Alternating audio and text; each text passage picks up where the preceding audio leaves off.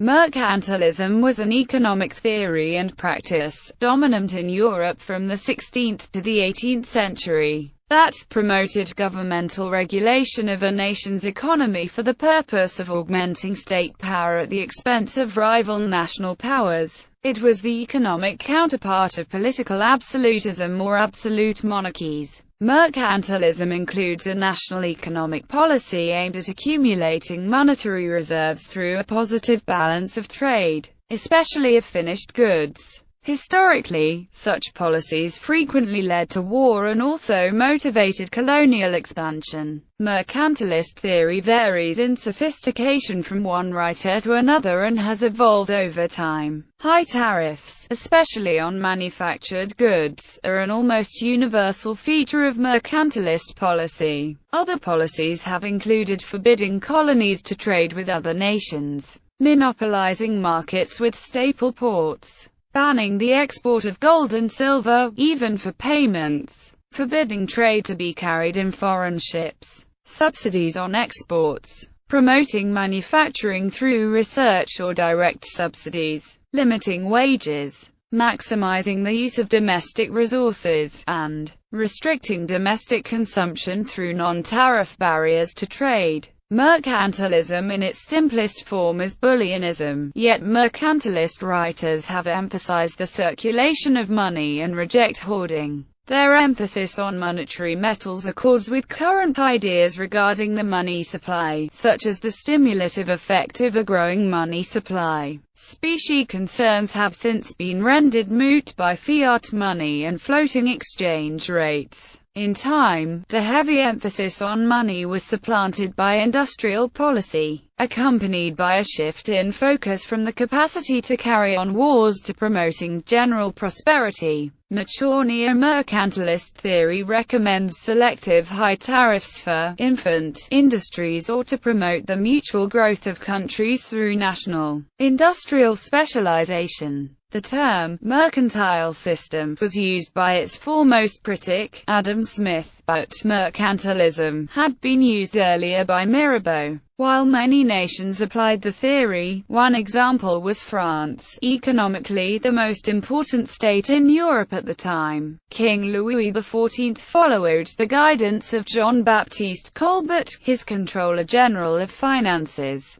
It was determined that the state should rule in the economic realm as it did in the diplomatic, and that the interests of the state as identified by the king were superior to those of merchants and everyone else. The goal of mercantilist economic policies was to build up the state, especially in an age of incessant warfare, and the state should look for ways to strengthen the economy and weaken foreign adversaries. Influence. Mercantilism was the dominant school of economic thought in Europe throughout the late Renaissance and early modern period. Mercantilism encouraged the many intra-European wars of the period and arguably fueled European expansion and imperialism, both in Europe and throughout the rest of the world, until the 19th century or early 20th century. Evidence of mercantilistic practices appeared in early modern Venice, Genoa, and Pisa regarding control of the Mediterranean trade of bullion. However, as a codified school of economic theories, mercantilism's real birth was marked by the empiricism of the Renaissance, which first began to quantify large-scale trade accurately. England began the first large-scale and integrative approach to mercantilism during the Elizabethan era. An early statement on national balance of trade appeared in Discourse of the Commonweal of this Realm of England, 1549. We must always take heed that we buy no more from strangers than we sell them, for so should we impoverish ourselves and enrich them. The period featured various but often disjointed efforts by the court of Queen Elizabeth to develop a naval and merchant fleet capable of challenging the Spanish stranglehold on trade and of expanding the growth of bullion at home. Queen Elizabeth promoted the Trade and Navigation Acts in Parliament and issued orders to her navy for the protection and promotion of English shipping. A systematic and coherent explanation of balance of trade was made public through Thomas Munn's argument England's Treasure by Foreign Trade.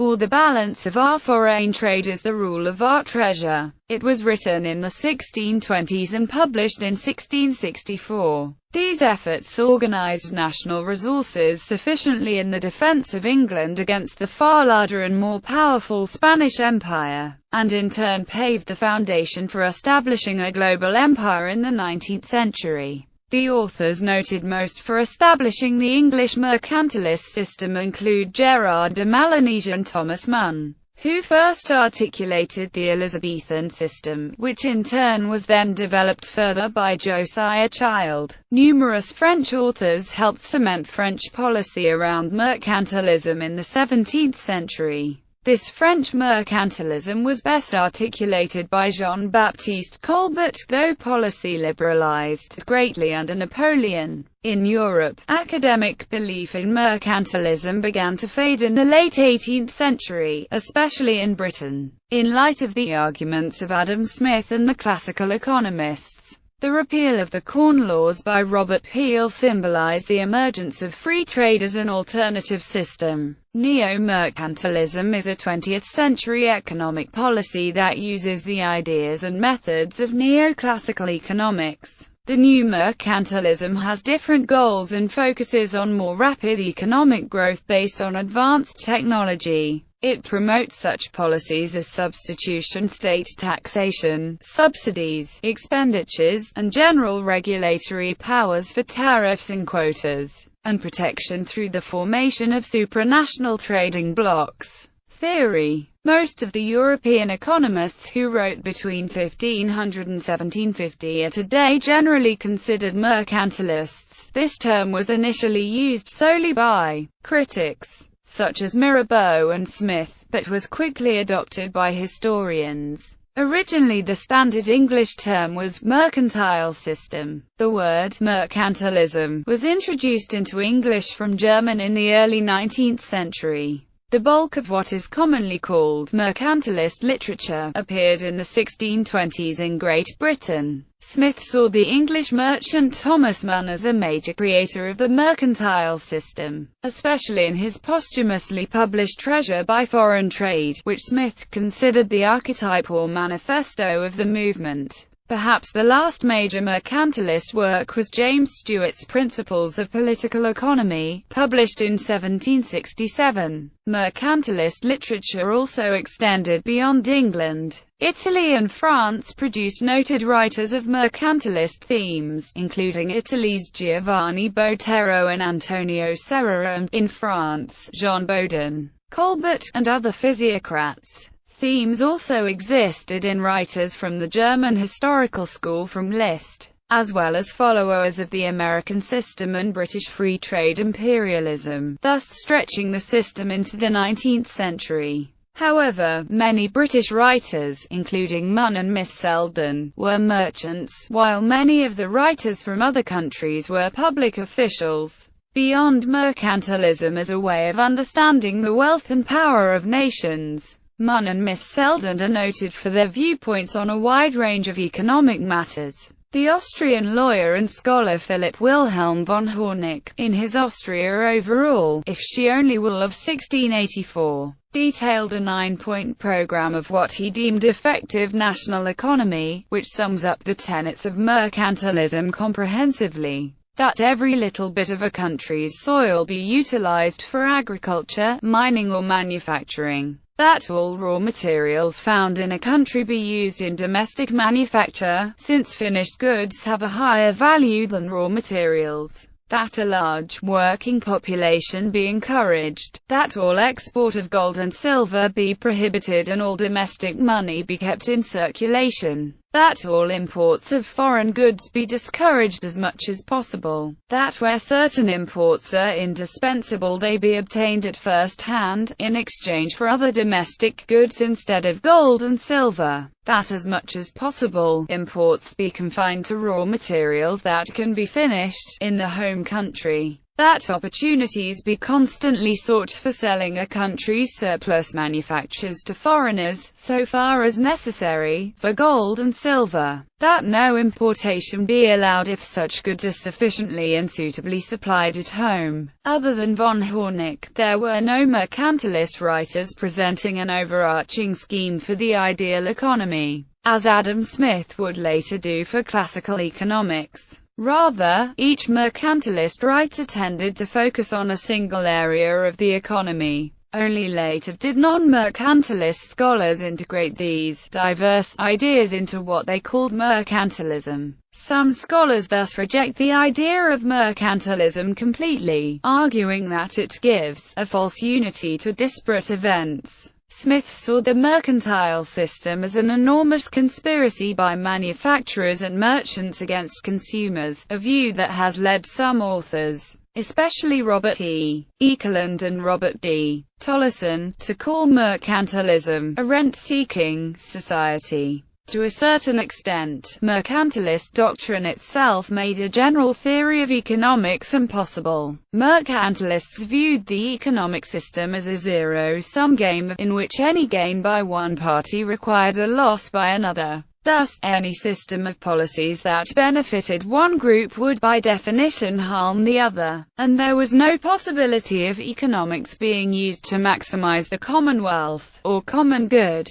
Mercantilists' writings were also generally created to rationalize particular practices rather than as investigations into the best policies. Mercantilist domestic policy was more fragmented than its trade policy. While Adam Smith portrayed mercantilism as supportive of strict controls over the economy, many mercantilists disagreed. The early modern era was one of letters patent and government-imposed monopolies. Some mercantilists supported these, but others acknowledged the corruption and inefficiency of such systems. Many mercantilists also realized that the inevitable results of quotas and price ceilings were black markets. One notion that mercantilists widely agreed upon was the need for economic oppression of the working population. Laborers and farmers were to live at the margins of subsistence. The goal was to maximize production, with no concern for consumption. Extra money, free time, and education for the lower classes were seen to inevitably lead to vice and laziness, and would result in harm to the economy. Infinite growth. The mercantilists saw a large population as a form of wealth which made possible the development of bigger markets and armies. The opposing doctrine of physiocracy predicted that mankind would outgrow its resources. The idea of mercantilism was to protect the markets, but it also helped to maintain the agriculture and those who were dependent upon it. Origins. Scholars debate over why mercantilism dominated economic ideology for 250 years. One group, represented by Jacob Viner, sees mercantilism as simply a straightforward, common-sense system whose logical fallacies remained opaque to people at the time, as they simply lacked the required analytical tools. The second school, supported by scholars such as Robert B. Ekelund, portrays mercantilism not as a mistake, but rather as the best possible system for those who developed it. This school argues that rent-seeking merchants and governments developed and enforced mercantilist policies. Merchants benefited greatly from the enforced monopolies, bans on foreign competition, and poverty of the workers. Governments benefited from the high tariffs and payments from the merchants, whereas later economic ideas were often developed by academics and philosophers. Almost all mercantilist writers were merchants or government officials. Monetarism offers a third explanation for mercantilism. European trade exported bullion to pay for goods from Asia, thus reducing the money supply and putting downward pressure on prices and economic activity. The evidence for this hypothesis is the lack of inflation in the British economy until the Revolutionary and Napoleonic Wars, when paper money came into vogue. A fourth explanation lies in the increasing professionalization and technification of the wars of the era, which turned the maintenance of adequate reserve funds into a more and more expensive and eventually competitive business.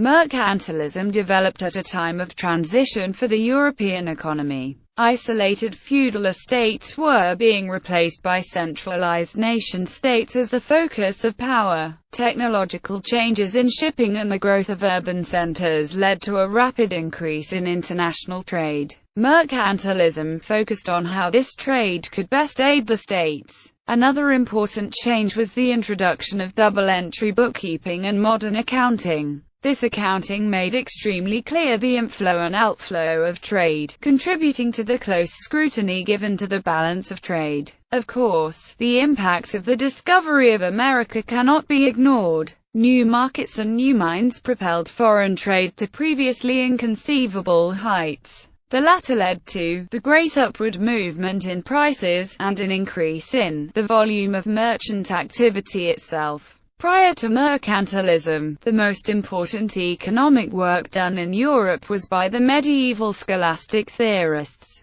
The goal of these thinkers was to find an economic system compatible with Christian doctrines of piety and justice. They focused mainly on microeconomics and on local exchanges between individuals. Mercantilism was closely aligned with the other theories and ideas that began to replace the medieval worldview. This period saw the adoption of the very Machiavellian realpolitik and the primacy of the raison d'equité in international relations. The mercantilist idea of all trade as a zero-sum game, in which each side was trying to best the other in a ruthless competition, was integrated into the works of Thomas Hobbes. This dark view of human nature also fits well with the Puritan view of the world, and some of the most stridently mercantilist legislation, such as the Navigation Ordinance of 1651, was enacted by the government of Oliver Cromwell. Jean-Baptiste Colbert's work in 17th-century France came to exemplify classical mercantilism. In the English-speaking world, its ideas were criticized by Adam Smith with the publication of The Wealth of Nations in 1776, and later by David Ricardo with his explanation of comparative advantage. Mercantilism was rejected by Britain and France by the mid-19th century.